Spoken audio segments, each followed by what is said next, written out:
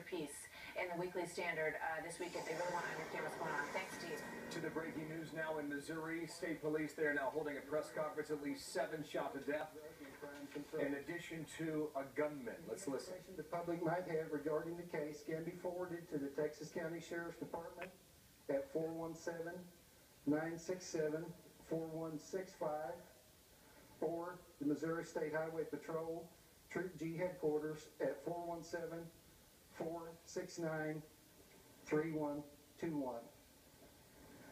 Like I said, this is very preliminary in this investigation. I will try to take some questions. I'm not going to tell you I'll be able to answer them, but I'll do what I can. Anywhere on the so far? No, none that we know of yet. How about the relationship of the elderly woman to the other victims and the suspect? We're not sure about that either. So I'd like to walk just through the timeline real slowly again, yes, to make sure that we're getting everything correctly.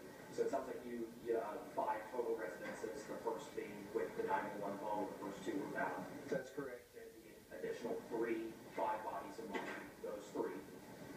That is correct. Okay. And then and one other injured person who was shot.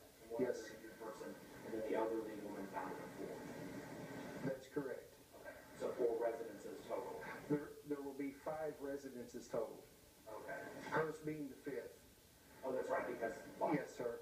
We're currently working 6 active scenes, including the location in Shannon County where the suspect was found deceased. Okay. And so you said the elderly female, it's confirmed that she died from natural causes.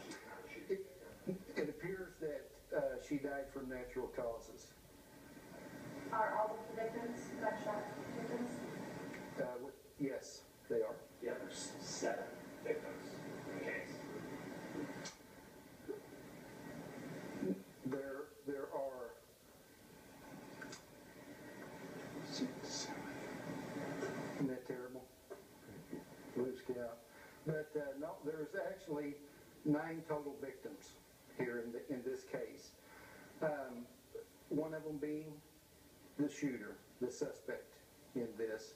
The other one being the elderly woman, and then 7 victims of gunshot wounds.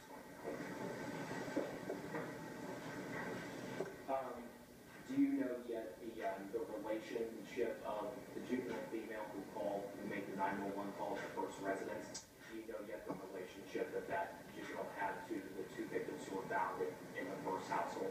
No, I don't have any information that would confirm any of that, other than she was at the residence at the time it started.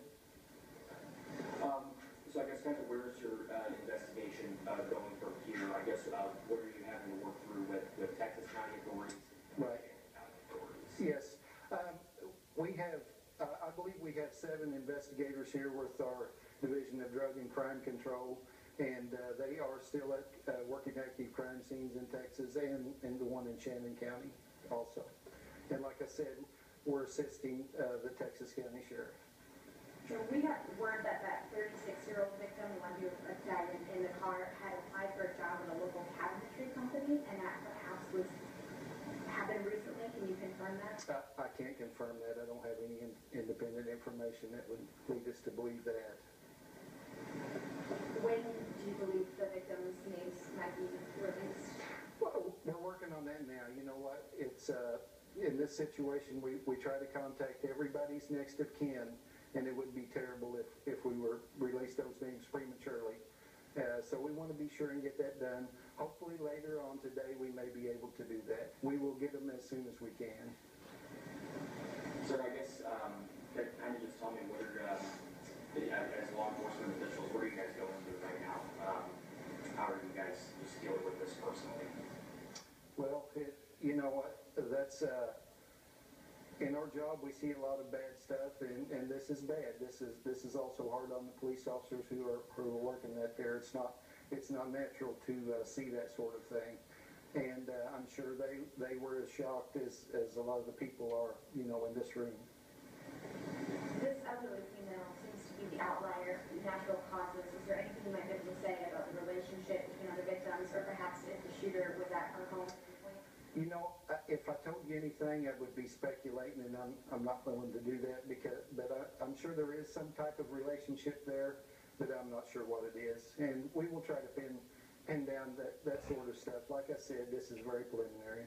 And you are including her, however, as a victim, even though I was including her as being deceased.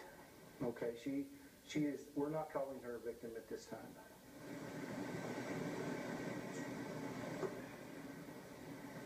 That's it. Thank you all very much. We'll get some stuff together, and we'll try to give you some more Terrible information. news there. That's Tyrone, Missouri. This is what we know. No motive given at the time, no motive understood. Don't know if the elderly woman is related to the others who are now deceased.